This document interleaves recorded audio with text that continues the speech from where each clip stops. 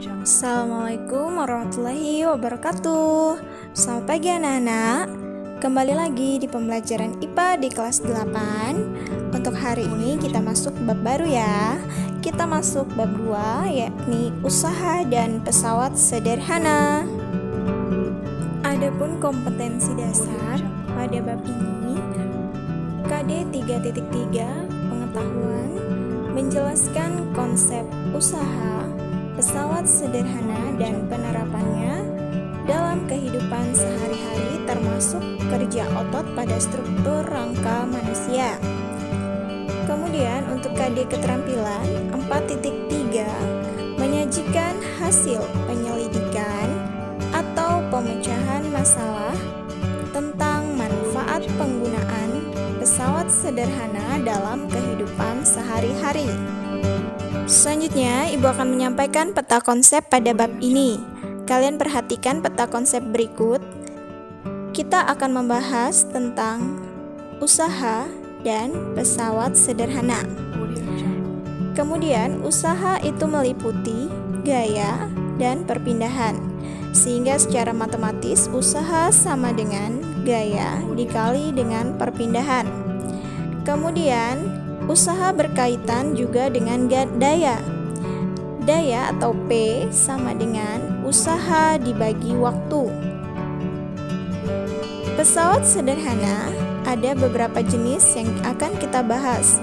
Yang pertama katrol, yang kedua roda berporos, yang ketiga bidang miring, dan yang keempat pengukit.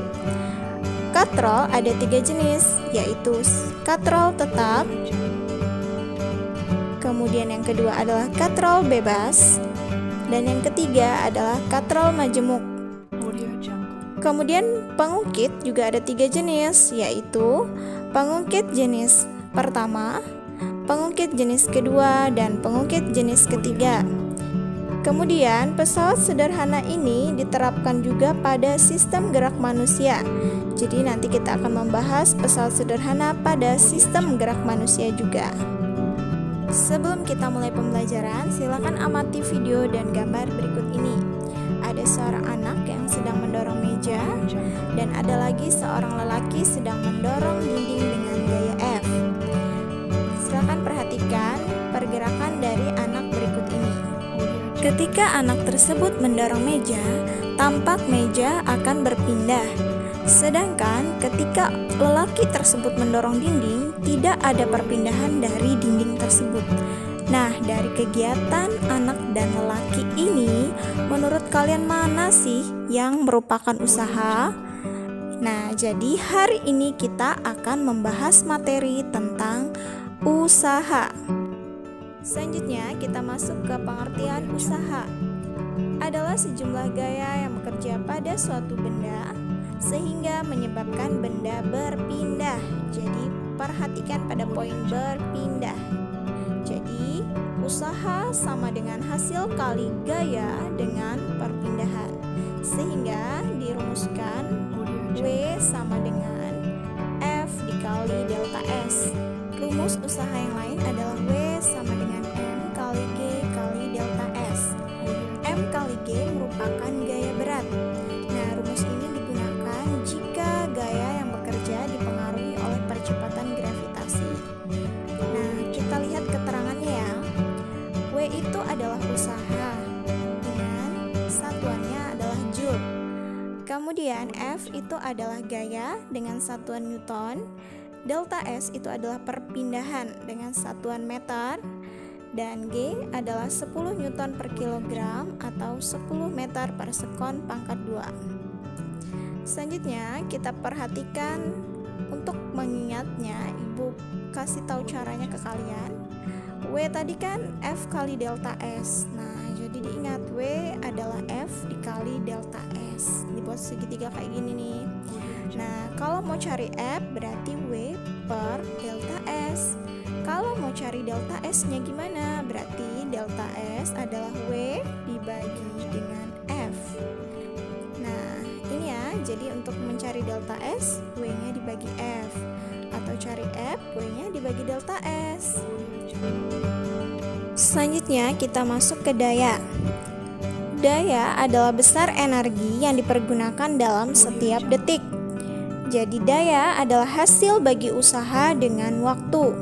Sehingga secara matematis, daya atau P sama dengan usaha atau W dibagi dengan waktu atau T. Kita lihat ya, P itu adalah daya dengan satuan watt, kemudian W adalah usaha dengan satuan joule, dan T adalah waktu dengan satuan sekon. Selanjutnya kita lihat hubungan daya, usaha, dan waktu pada segitiga berikut. Tadi rumus daya adalah W dibagi T. Maka untuk mencari daya, kalian ingat W per T. Nah, kalau kita mau cari W gimana? Maka P-nya kita kalikan dengan T. Karena hubungannya lurus ya, bukan atas bawah gitu. Jadi kalau mau cari T gimana? W dibagi dengan P. Jadi ingat hubungan segitiganya. Jadi kalau mau cari W, P-nya kali T karena dia lurus. Nah, kalau untuk cari T, W-nya dibagi T karena yang satu di atas, yang satu di bawah.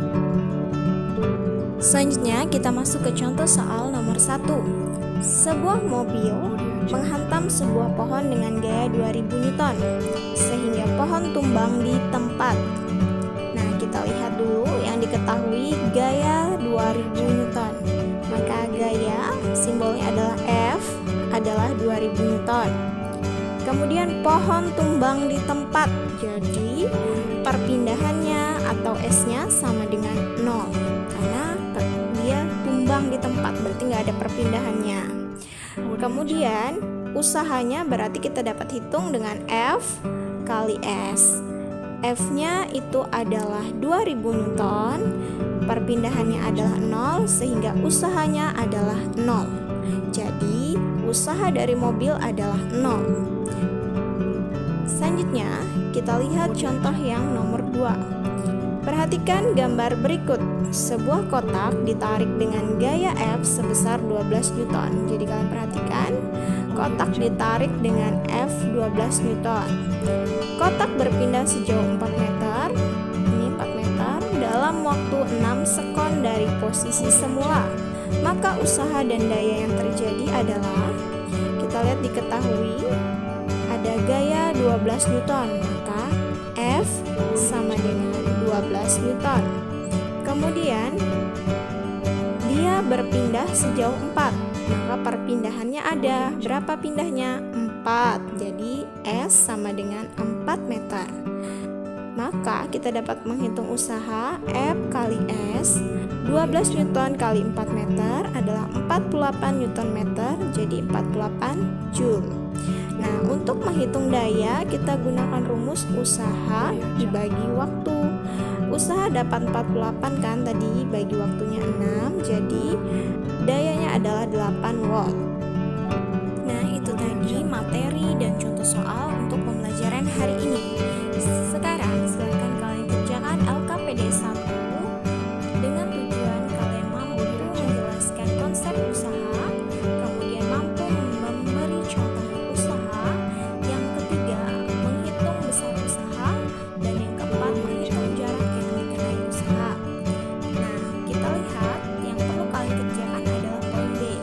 Jadi dari pernyataan 1 sampai 5, pilih yang mana yang termasuk usaha dan yang mana yang bukan usaha. Jadi contreng di tempat yang sesuai ya.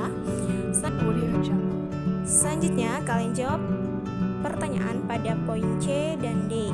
Untuk poin C itu kalian kerjakan berdasarkan poin B yang kalian jawab sebelumnya. Jadi kayak soal nomor 1, pernyataan nomor berapa yang termasuk usaha. Jadi dilihat tadi kamu jawab yang usaha nomor berapa. Kemudian pernyataan nomor berapa yang bukan usaha. Jadi dari pernyataan 1 sampai 5 tadi, mana yang menurutmu bukan usaha. Nah, untuk poin 3 itu kalian buktikan kenapa kamu memilih poin 1, pernyataan 1 itu usaha. Nah, dihitung benarkah pernyataan 1 itu termasuk usaha, gitu ya.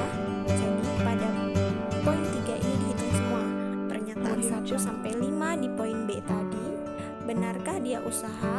Benarkah dia bukan usaha? Nah, selanjutnya yang terakhir, kerjakan kesimpulan. Jadi ada 4 kesimpulan yang harus kalian jawab.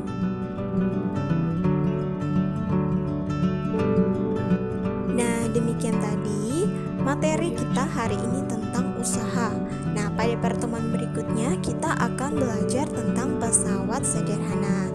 Nah, silahkan LKPD yang Ibu berikan tadi dikerjakan dengan sebaik-baiknya dan dikumpulkan secepatnya ya. Jika ada pertanyaan silahkan hubungi Ibu, oke?